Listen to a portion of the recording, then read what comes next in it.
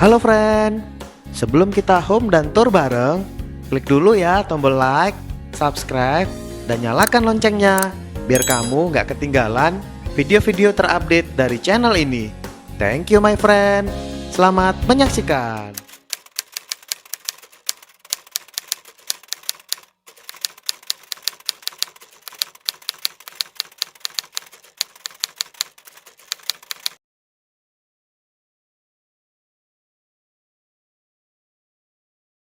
Tinggal seperti itu ya Mas. Apalagi dia sudah menikah, bahkan orang yang sudah punya rumah ingin memiliki rumah lagi untuk investasi, untuk simpanan untuk anaknya kelak seperti itu. Jadi sektor properti tidak akan pernah mati Mas menurut saya Mas, karena kita bergerak di dasar kebutuhannya manusia, yaitu tadi papan tadi yang saya sebutkan tadi Mas. Seperti itu Mas. Artinya di masa pandemi ini sebenarnya tidak terlalu berpengaruh begitu kalau mungkin bisa dikatakan gitu, Pak? Tetap berpengaruh, cuma karena manusia terus mencari kebutuhan dasarnya, jadi sehingga bisnis ini tetap akan dicari orang. Cuma ya itu tadi saya bilang, cara mempertemukan buyer dan pemilik itu sekarang sudah berbeda kan, nggak bisa lagi ketemu langsung dengan bebas seperti itu. Makanya itu yang saya sebut tadi adaptasi dan inovasi, Mas. Gitu. Lantas bagaimana dengan pola pembelian dan pola penawaran yang dilakukan? Mungkin ada sedikit perbedaan seperti yang Anda katakan tadi sebelum adanya pandemi dengan adanya pandemi saat ini apa saja dan bagaimana perbedaannya? Ya, yang lebih gampang seperti ini. Saat kita menawarkan sebuah rumah, biasanya kita akan survei rumah itu terlebih dahulu seperti itu ya. Ini saya sedikit cerita ya Mas Kolil ya. Baik, jadi kita survei rumah itu, kita lihat spek-speknya, setiap sudutnya kita foto, kita abadikan dengan video, biasanya seperti itu. Tapi sekarang sudah nggak bisa Mas. Jadi sekarang orangnya kadang dilihat aja nggak mau gitu ya. Nanti deh ya masih pandemi segala macam, banyak sekali seperti itu alasannya. Nah, di situ kita sedikit melakukan inovasi. Jadi gimana caranya kita tetap bisa terkoneksi dengan pemilik-pemilik itu, bisa memasarkannya. Di dalam memasarkannya juga kita berbeda Mas sekarang. Jadi lebih banyak kepada digital, dan juga itu digital marketing ya maksud saya. Jadi seperti kayak memasarkan dari sosial media, dari web portal kita lebih perkuat lagi. Bahkan sekarang kita lebih ekstrim lagi, juga main di dunia TikTok yang lagi ngetrend, dan juga dari YouTube Mas. Jadi YouTube juga kita pakai sebagai media promosi saat ini Mas. Seperti itu Mas Colin. Baik, dari mungkin beberapa inovasi yang sudah dilakukan seperti yang Mas Roni tadi sempat bilang, mulai dari pemasaran digital menggunakan TikTok dan lain sebagainya. Sebenarnya ini cukup ini ya Mas, cukup kalau dilihat dari tingkat keberhasilannya ini lumayan ya kalau misalkan dibandingkan dengan sebelum-sebelumnya. Ya, ya itu tadi Mas, alhamdulillah. Jadi mungkin karena orang sekarang lebih banyak di rumah, biasanya ya seperti yang kita banyak lakukan, kalau sudah di rumah pasti main-mainnya dengan HP seperti itu ya Mas. Jadi ternyata dari media-media yang kita pakai itu, itulah jadi sarana yang efektif yang buat kita pakai Mas. Jadi di saat orang lihat HP seharian, disitulah kita bermain promosi melalui TikTok, kita bisa melalui YouTube seperti saya bilang tadi Mas. Jadi cukup efektif Mas saat ini ya, kita sebutnya saat ini. Kira-kira yang paling menantang apa nih Mas? Maksudnya menantang seperti apa Mas? Mungkin kalau kita bisa bedakan ya antara sebelum pandemi dengan adanya pandemi, mungkin dari segi pemasaran, dari segi mendapatkan customer, dari segi berhubungan dengan customer, kira-kira yang paling menantang apa dalam usaha properti?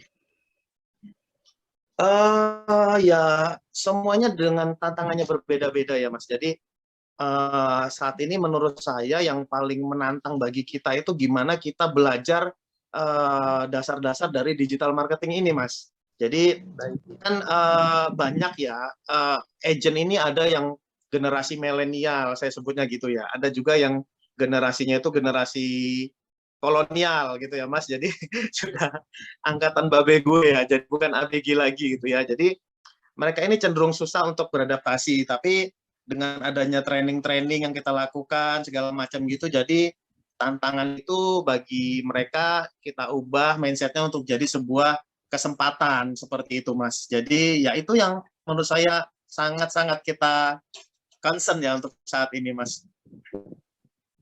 Baik, Mas Roni. Ini mungkin sebagian besar ini yang dilakukan adalah cara-cara online digital, karena kalau kita lihat memang saat ini kan masa-masa pandemi.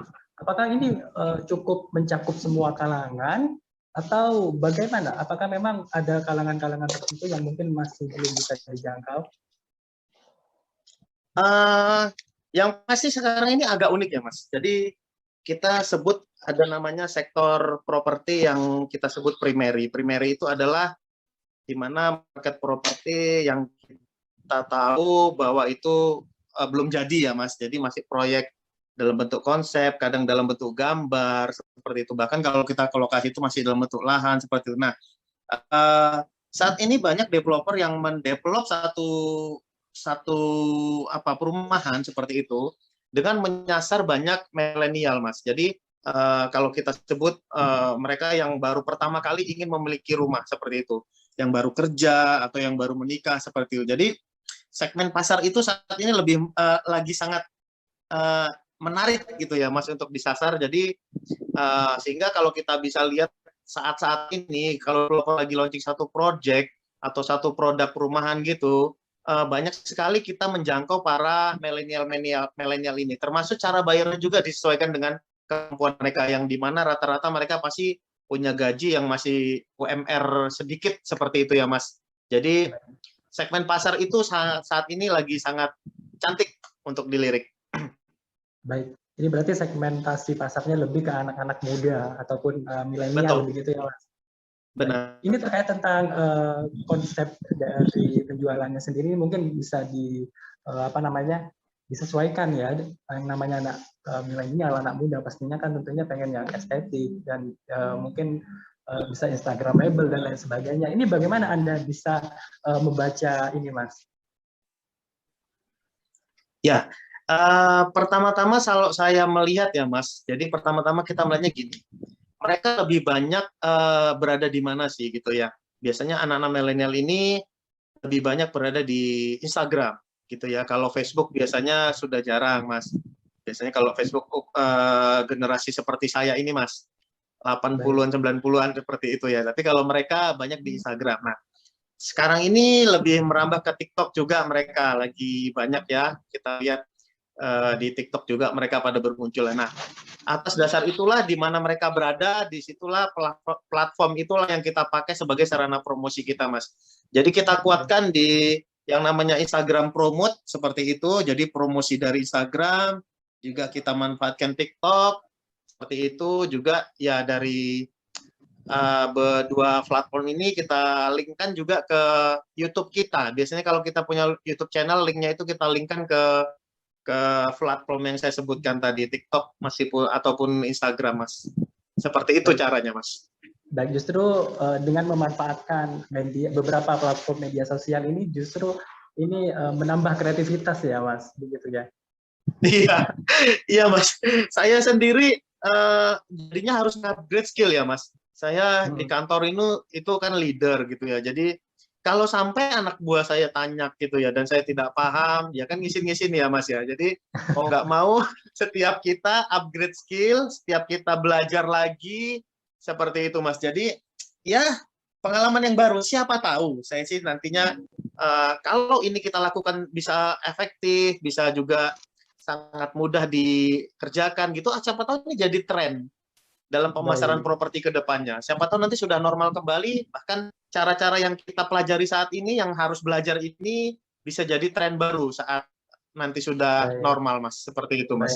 Mungkin dari harus belajar ngedit video, bagaimana bisa membuat video yang menarik agar bisa dilihat oleh customer, begitu ya, Mas. Ini juga harus dipelajari. Betul sekali. Ya. Jadi first impression itu kan penting ya, Mas. Dimana kalau itu tampilannya menarik, dia mau klik, itulah yang kita target, Mas. Gitu. Seperti kalau dia sudah klik, dia akan dapat satu konten di dalamnya, dan itulah yang materi yang biasa kita promosikan, Mas. Seperti itu. Baik. Sementara untuk daya saingnya sendiri selama pandemi ini seperti apa, Mas? Seperti apa, Mas Roni? Namun jangan dijawab dulu, kita akan break sejenak terlebih dahulu, dan pemirsa jangan kemana-mana, Olah Dialog akan segera kembali.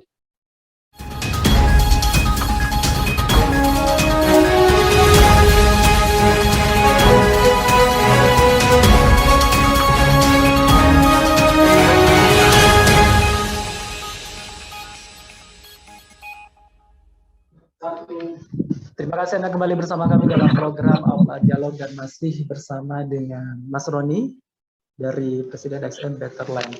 Baik Mas Roni, ini seperti yang Anda katakan tadi bahwasanya memang selama pandemi ini untuk properti sendiri ini memang ada sedikit dampak, namun tidak terlalu signifikan begitu ya Mas. Ini bagaimana dengan daya saing Mas antar pengusaha properti ini selama pandemi?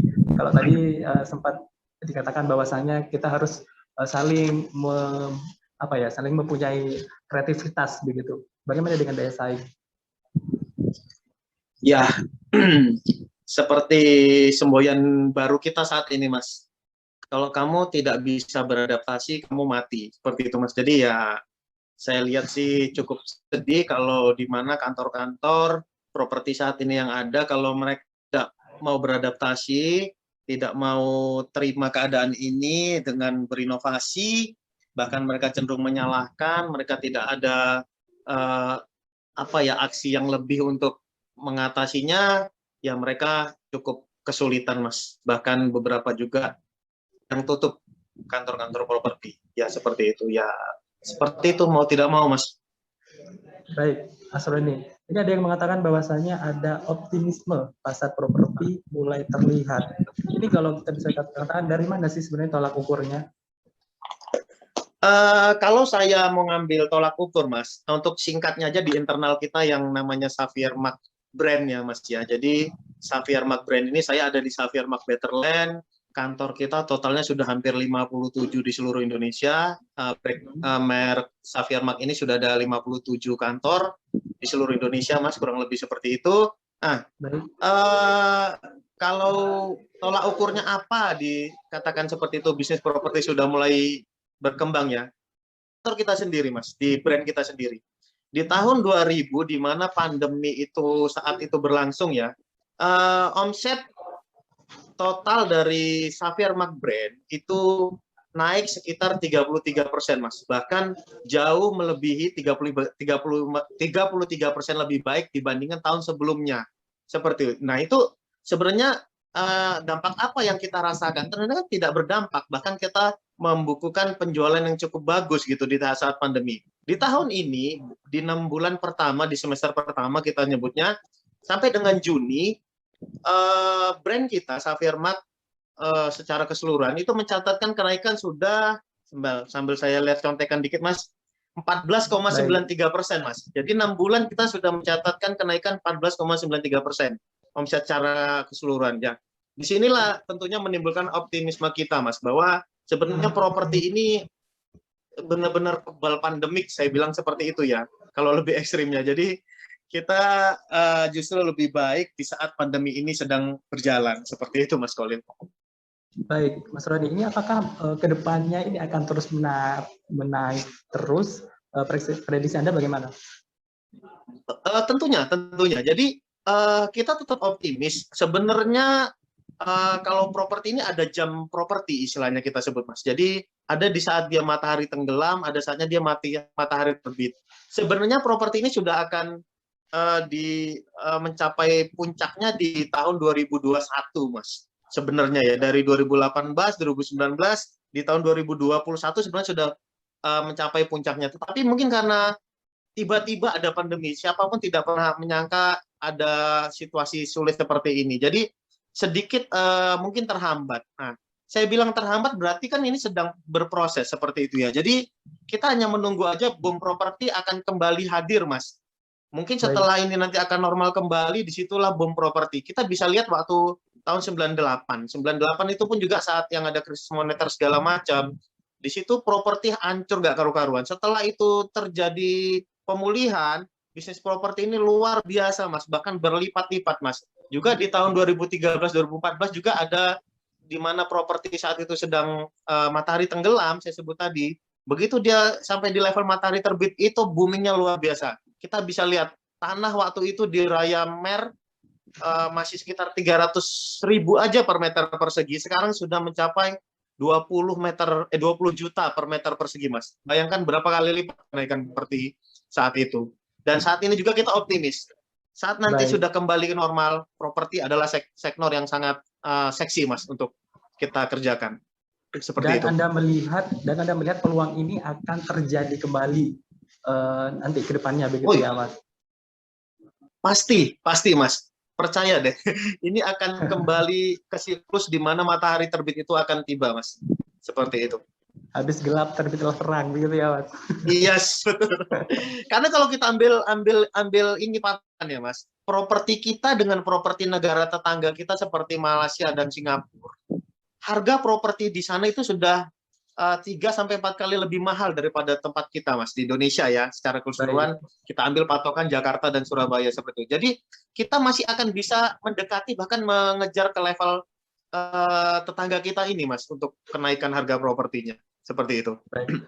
Tapi selama pandemi ini sebenarnya lebih pengaruh ke harga atau ke kuantitas, Mas, untuk propertinya? Ya, ada hal yang menarik. Jadi ini juga satu penemuan yang tak terduga bagi kami para agent properti, saya sebutnya seperti. Jadi saat ini yang banyak diminati justru properti-properti yang di bawah 1 miliar, Mas. Jadi properti yang tadi ya khusus untuk milenial segala macam. Kalau yang properti di tengah-tengah 2-5 miliar, justru sekarang tidak begitu seksi ya, tidak begitu menarik seperti itu ya. Tapi kalau properti yang mahal sekalian, itu justru banyak yang minat, Mas. Ini juga jadi penemuan yang tidak terduga seperti saya bilang tadi. Jadi properti yang puluhan M bahkan, itu bahkan sekarang sedang dilirik-lirik para pemburu properti atau investor properti, Mas Kolik. Seperti itu, Mas. Berarti ini ada segmentasinya sendiri-sendiri begitu ya, Mas? Betul, Mas. Iya. Berarti ini untuk mungkin properti yang harganya di bawah 1 M-an, ini bisa dikatakan mungkin semacam rumah-rumah minimalis milenial gitu ya, Mas? Biasanya untuk keluarga muda ya, Mas ya. Jadi dengan 2 kamar, 1 kamar mandi, seperti itu, Mas. Baik. Namun sebenarnya yang paling diminati saat ini yang seperti apa, Mas Roni?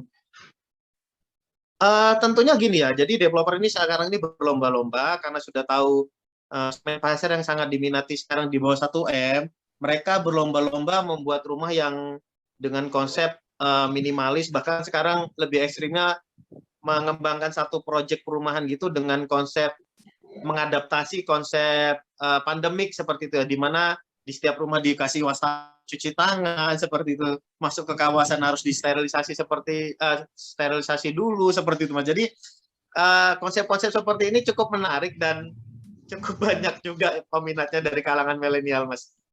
Jadi seperti kayak pintu masuknya harus dari sebelah kiri atau sebelah kanan rumah, sehingga begitu dia masuk ada kamar mandi, dia bisa membersihkan badan dulu sebelum masuk ke rumah utama. Seperti itu. Jadi konsep-konsep rumah-rumah yang sangat modern dan mengikuti tren saat ini itu yang sedang dikembangkan, Mas. Baik, artinya properti-properti yang mungkin sesuai dengan keadaan apa yang terjadi sekarang ini mungkin nanti akan diminati begitu ya, Mas? Betul, ya, Mas. Justru ini mungkin hal yang sangat menarik sekali dan akan diminati banyak orang ya, karena di masa pandemi ini semua orang kan pastinya ingin hidupnya aman, selamat, keluarganya begitu. Tentunya mungkin properti yang menghadirkan suasana yang mungkin menghadirkan kenyamanan yang seperti itu yang nanti akan memang benar-benar dicari begitu. Justru ini kan kreativitasnya yang akan diberikan oleh para pengusaha properti begitu, Mas. Ya, jadi mau nggak mau para arsitek juga terus upgrade diri ya, belajar lagi juga kan, Mas. Gimana rumah-rumah yang sehat, gimana rumah yang bisa beradaptasi dengan pandemik seperti itu. Jadi konsep-konsep itu yang terus mereka kembangkan, Mas. Tapi sebenarnya konsep-konsep seperti ini apakah sudah memang mulai diproduksi ataupun sudah ada, Mas? Sudah, Mas.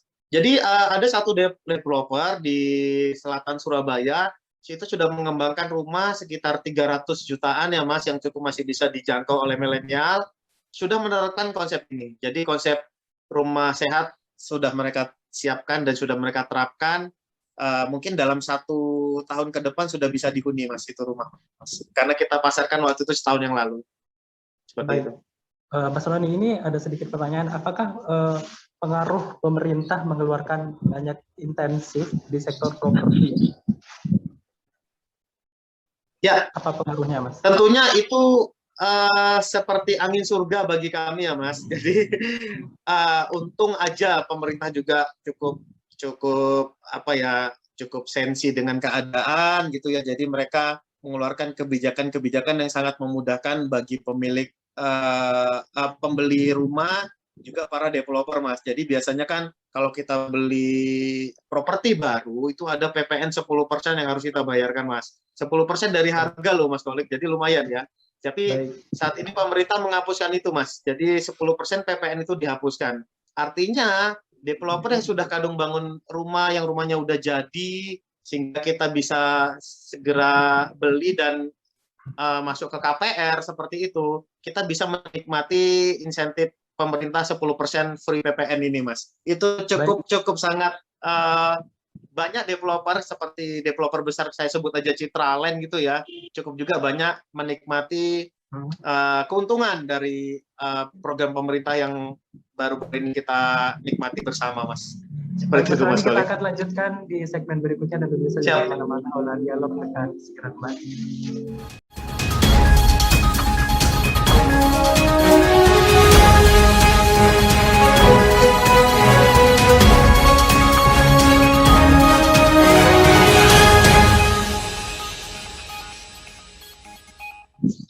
Terima kasih Anda kembali bersama kami dalam program Aula Dialog dan masih bersama dengan Mas Roni, Presiden XM Betterland. Baik, Mas Roni, ini mungkin kalau saya bertanya nih, sebenarnya apakah ada perbedaan penjualan rumah bekas dibandingkan dengan rumah yang baru di masa pandemi ini? Bagaimana, Mas?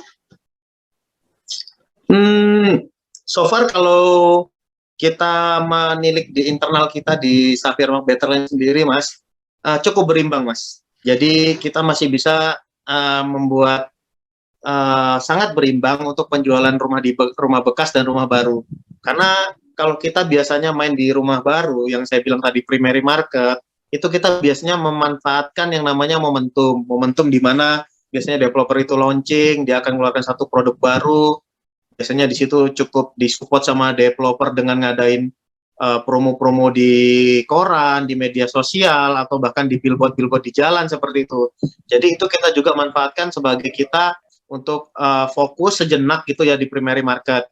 Tetapi kalau yang secondary, yang kita bilang rumah second ini, yang rumah-rumah bekas ini, itu nggak bisa kita tinggalkan, Mas. Kita terus mengerjakan itu ibaratnya seperti mesin kita ya. Kita terus mengerjakan secondary market ini, sehingga kalau yang primary kita bisa menoleh sejenak seperti itu ya, tapi kalau yang secondary ini terus kita gencarkan sehingga penjualan kita untuk dua segmen properti ini masih cukup berimbang, Mas.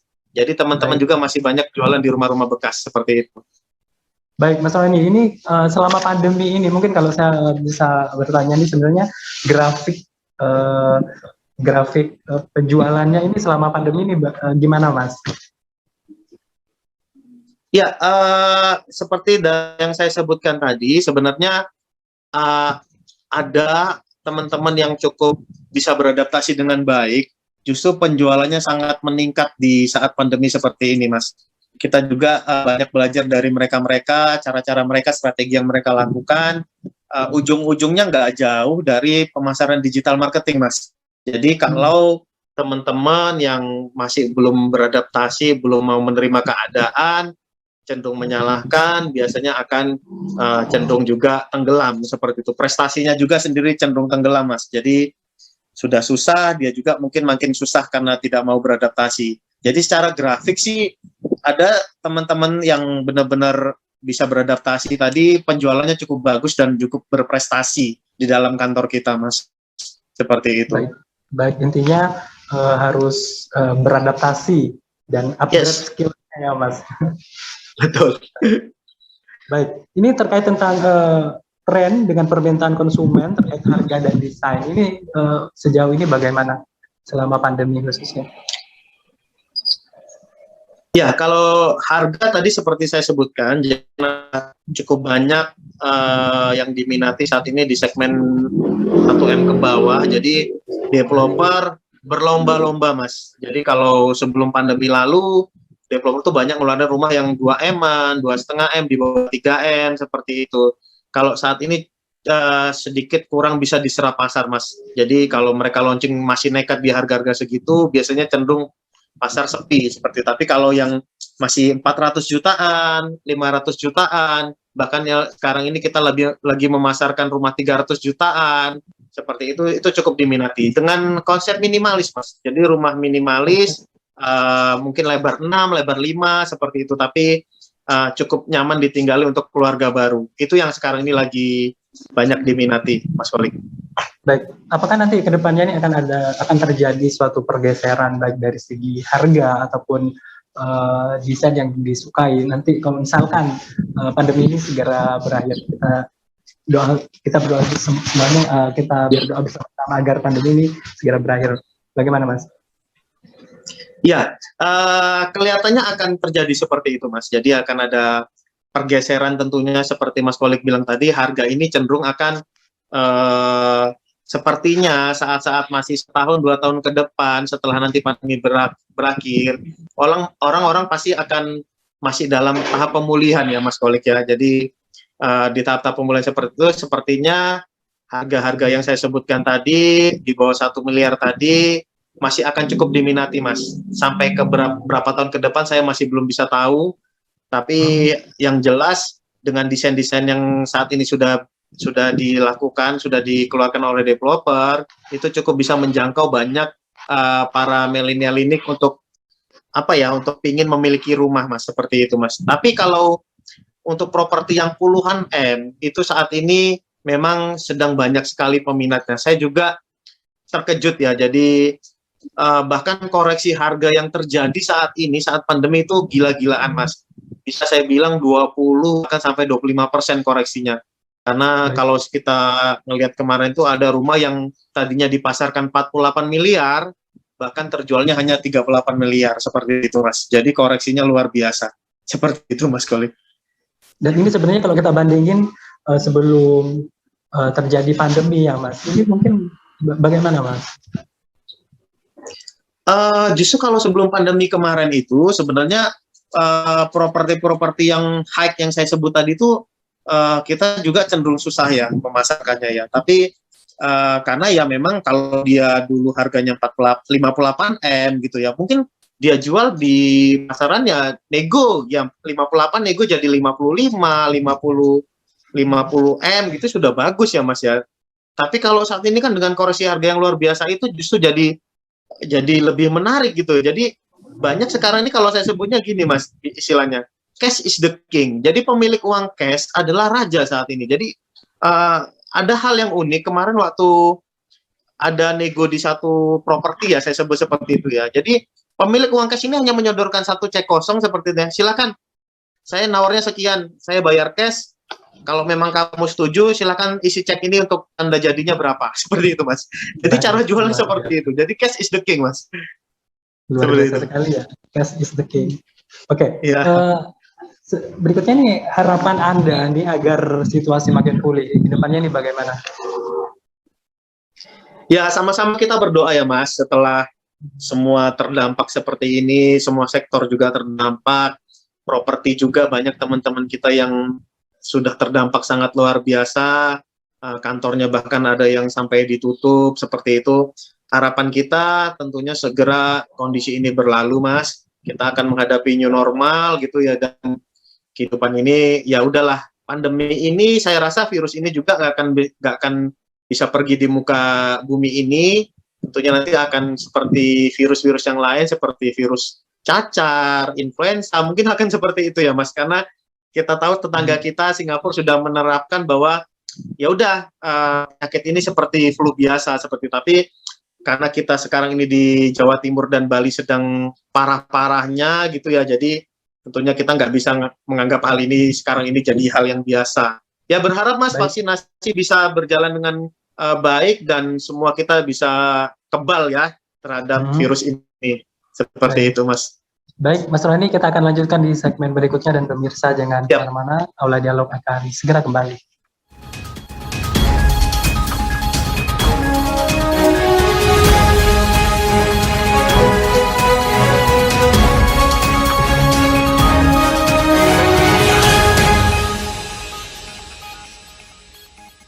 Terima kasih Anda kembali bersama kami dalam program Aula Dialog dan masih bersama dengan Mas Roni, Presiden XM Betterland. Baik, Mas Roni, ini kalau saya tahu banyak rumah mewah di kawasan elit seperti di Citraland dan Dharma Husada Indah ini banyak dijual oleh pemiliknya. Sebenarnya ada apa ini, Mas? Iya, Mas. Bahkan bukan hanya rumah ya, Mas. Sekarang saya lihat showroom gitu ya, ruko, Iya. bahkan yang lebih ekstrim kalau sampean tahu Mas, di Bali ini kayak ada punya juga rekan di Bali, bahkan hotel-hotel itu banyak yang dijual Mas. Jadi ya tentunya kalau saya sedikit korek-korek informasi gitu ya, kenapa mereka menjual aset-aset mereka yang termasuk mewah itu, tentunya banyak ya, mungkin mereka waktu itu modal dengan mengandalkan bunga bank ya Mas ya. Karena bunga bank saat ini tidak bisa ditunda, tetap akan jalan, tetap akan menjadi kewajiban, sehingga mau nggak mau misalnya hotel aja kita sebut. Dia hotel dengan mengandalkan bunga bank, saat ini tidak ada lagi penghuni yang menginap di hotelnya, tentunya berat sekali itu Mas. Jadi hotel-hotel itu dijual sangat murah dan itu sangat banyak. Transaksi yang terjadi di Bali saat ini sangat banyak Mas. Juga tidak lepas dari kita di Surabaya ya. Jadi perumahan besar seperti Citraland, View Golf yang rumahnya puluhan M, bahkan bisa nembus 80 miliar seperti itu saat ini sedang dijual Mas. Di Geraha Pembeli juga banyak sekali rumah yang sedang dijual. Seperti itu Mas Koli. Baik Mas Roni, ini buat bagi pelaku properti ini, sebenarnya ini kabar baik atau kabar buruk sebenarnya Mas? Ya tentunya bagi para investor kabar baik ya Mas. Seperti yang saya bilang tadi, yang punya duit banyak ini kabar baik. Kita sebut saatnya mereka ini kulaan Mas. Mas bayangkan aja dia sudah untung di depan 20-25%. Kita dengan ambil patokan saat nanti normal ya Mas ya. Jadi dia sudah cuan dulu, untung dulu di depan sekitar 20%-an seperti itu. Jadi kalau yang punya duit tentunya ini saatnya untuk belanja properti, kita sebut seperti itu. Itu mungkin kenapa sampai saat ini sektor properti ini nggak mati. Di mana saat ada orang kesusahan, di situ juga ada orang saatnya menuai Mas. Jadi ya hukum alam ya Mas ya.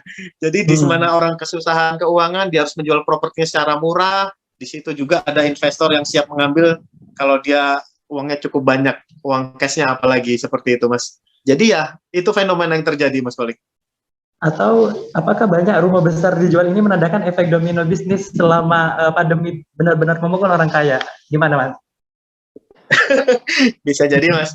Jadi saya juga punya investor, juga punya teman gitu ya yang punya pabrik, di mana pabriknya kesulitan dan harus ditutup seperti itu. Tentunya cash flow-nya terganggu sehingga mau nggak mau mereka jual aset Mas. Itu banyak cerita seperti itu yang saya dapatkan. Baik, oke Mas Rani, ini di segmen terakhir ini mungkin ada yang mau ditambahkan ataupun ada yang mau disampaikan Mas, silahkan Mas. Ya, saya lebih ke arah ini ya Mas, jadi para pemburu properti, entah itu investor, entah itu kita sebagai milenial yang ingin punya rumah pertama, menurut saya yang sudah berkecimpung di dunia properti kurang lebih di tahun ke-7 tahun ini ya, inilah saatnya kulaan properti atau beli properti. Kenapa? Karena saat ini pemerintah juga banyak mengeluarkan program-program ini ya, keringanan untuk memiliki properti seperti tadi saya sebutkan, bahkan ada yang DP 0%, DP-nya dibayari developer, free PPN 10%, seperti itu. Ini mungkin saja nggak akan pernah terulang lagi saat nanti normal. Saya yakin. Jadi seperti ini mungkin tidak akan pernah kita temui lagi di mana PPN 10% itu akan di-free-kan oleh developer karena itu kebijakan pemerintah. Karena itu nanti harus disetor developer ke pemerintah kan ya kan. Jadi saatnya sekarang ini adalah waktu yang tepat untuk beli properti. Tentu teman-teman nanya, iya kalau bagi yang punya duit, bagi yang tidak punya duit seperti apa, seperti itu ya. Tapi tentunya teman-teman bisa mengukur kemampuan teman-teman. Kalau teman-teman sanggup di harga 400-500 jutaan, jangan memaksakan untuk beli yang di 1M. Setidaknya saya sebutkan tadi, inilah saat yang tepat untuk membeli properti. Begitu juga para investor, inilah saatnya tepat untuk kulaan properti. Karena koreksi harga yang luar biasa besar tadi, 20-25%, itu bisa dimanfaatkan mereka sebagai pemburu properti dan sebagai para investor properti. Itu Mas yang mau saya sebutkan. Satu lagi untuk para agent properti. Jadi teman-teman kalau teman-teman tidak mau beradaptasi, tidak mau terima dengan keadaan, cenderung menyalahkan segala macam, teman-teman akan siap tenggelam dan mati tentunya ya. Karena kalau teman-teman tidak bisa lagi berproduktif, tidak bisa lagi beradaptasi dengan situasi yang sulit ini, ya teman-teman akan tenggelam dan akan disalib dan ditikung oleh teman-teman yang lebih agresif, mau belajar, dan mereka yang terus mengupgrade diri, terus berinovasi, terus membuat apa yang terjadi ini menjadi sebuah kesempatan untuk belajar lagi, seperti itu teman-teman akan kalah seperti sama mereka. Itu aja Mas Kolik. Baik, luar biasa sekali. Terima kasih Mas Roni sudah mau sharing-sharing kali ini dan sudah menyempatkan waktunya untuk terhubung bersama kami. Sukses selalu Mas Roni. Siap, salam sehat selalu. Iya. Baik Mas, dan pemirsa, demikian Aula Dialog kali ini bersama saya Holil Syah. Saya pamit undur diri. Assalamualaikum warahmatullahi wabarakatuh.